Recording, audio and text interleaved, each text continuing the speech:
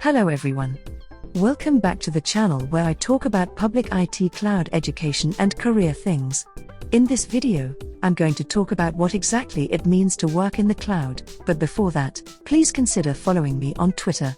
I'm trying to make a lot of excellent content there and grow that platform as well as it might be interesting to you, at least interesting to look at, maybe refresh from this channel, but yeah, back to this content. I actually am making this video in response to a viewer's comment where they say what exactly does it mean to work in the cloud. And it really depends. To be honest, there's like a bunch of different cloud positions, but maybe I'll just talk about kind of an entry-level-ish cloud. Then I'll talk about what I do to kind of just give you a sense, I suppose so, like my first exposure to the cloud, and I won't say most but a lot of people's kind of first professional exposure to it is probably with some kind of cloud support infrastructure or applications for engineering, such as AWS or Azure. Support engineer, basically what that position entails is it's pretty much like a help desk except it's more difficult. So for instance, if you're a cloud support engineer working for AWS, you're sitting around at your desk, right? And they usually make sure you have a lot of monitors because you usually have to do with AWS UI and AWS CLI console. And there's a lot of research in internal systems like company wiki and external like AWS, Azure documentation, or just use Google. Honestly, when I did an IT network job, I used a minimum of 3 monitors plus a laptop, and in a cloud architect job, I used 2 monitors. Basically, you pull your tickets from this ticket queue like ServiceNow most of the time. It's not people calling you usually. It's like a big premier customer like Tesco, Sainsbury, or BP, which you will get the ticket in your queue, and it's not going to be something easy. Of course, it's never easy with cloud support engineering. It's always like our whole front end is experiencing like unexpected slowdowns, or status 4xx, or 5xx HTTP server code. When you start troubleshooting, you don't usually know what causes the problem. Maybe another team is trying to configure some like crazy new network topology, API configuration, the certificate expired, or maybe the cloud provider has some outage and isn't working.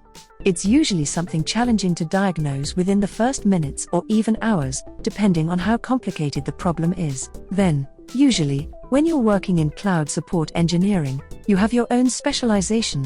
So if you work in AWS, maybe you specialize in storage, or maybe you specialize in AWS networking.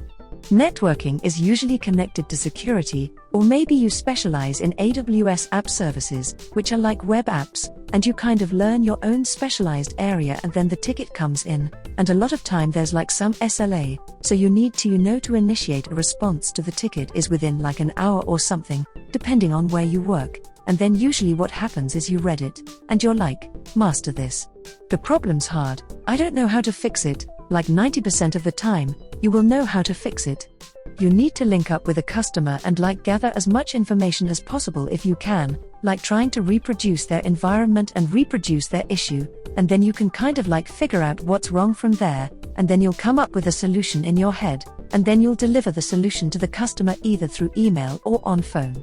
They'll try to implement it, and if it works, they'll be like, okay, it works, we're done. Or if it partially works or doesn't, maybe you'll like the link up on the phone and try to work with them a little bit. And a lot of the time in cloud support engineering is not like only you are responsible for fixing, the customer issue. Usually it's like kind of you're the point of contact, and you need to be technical and kind to see the issue through, but you usually have a team of other smart people and a lot of resources on your end to come up with a solution to do it, so it's not like on you. It's kind of like you're the manager of the ticket, and you have to be technical and work it, but you have, the whole team and like other stuff at your disposal to kind of like help you fix the issue that they're experiencing. The thing with cloud support engineering, it tends to burn people out because people generally want to have a really strong grasp of how to do their job, like they want to learn their job and be able to do it. But with cloud support engineering, it's not like you can't learn all of the services. You can't even learn one service like 100%, it's like impossible. So with cloud support engineering, the skill comes, of course, like technical skill around the service that you're supporting. Virtual machines, serverless technologies or whatever, but your actual skill and ability to be successful kind of comes with your ability to do research and communicate well with the customer. Well, you don't know everything, you have to get an issue and you have to be able to, research it and then, Take your time to figure out and deliver a solution like a lot of people get stressed about. Well, because every problem they get, they don't know how to do it, and that's just how it is. That's why cloud support engineering pays a lot. Pays like starting probably like £60,000 or £70,000. When you have a few years of experience, you probably earn £80,000 or more. It's really good to do because you learn a lot of stuff. You're forced to research and learn a lot of things, and then after you finish that job or you want to get a new job, you can go be like either an escalation engineer and make even more money, or you can be a cloud transformation consultant, or you can be like a solutions architect just because your technical skill has gotten so high when you're doing cloud support engineering. So basically what you do is like a mixture of software engineering, DevOps, cybersecurity, network and cloud. It's like kind of all mixed together. What you do is team works on and maintains AWS security benchmark, and it's basically a checklist or a bunch of checklists for things that you can do to secure all of your different services in AWS essentially. But the problem with that is there are over 200 services, and it's not like my team of 5 can just sit down and be like, okay, we're making 200 checklists and like maintaining them by using a ready SaaS solution, or the cloud team building their own, based on AWS recommendation solutions. The first approach is recommended by me, as keeping up to date with internal solutions is challenging. Solution supporting cloud engineers have to build in many automation. That's the reason cloud teams become smaller and extremely well paid. You will implement automation using your Python, Cloud Front or Terraform knowledge. After that experience, you might be doing a cloud transformation strategy. So what that means, maybe a company has all of their stuff, like on-premise servers, move all of that to the cloud, right, because they want to get rid of their physical footprint, or like whatever the case may be.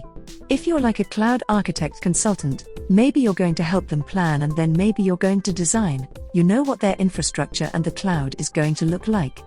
On top of that, you will study a lot for AWS exams to get a new certification or just renew an expiring one. And with that, you can actually learn more about certification in my previous YouTube videos. So that's it. Thank you, and let me know your thoughts in the comments section, and don't forget to like, subscribe, and hit the notification bell to get ahead of more cloud computing snippets.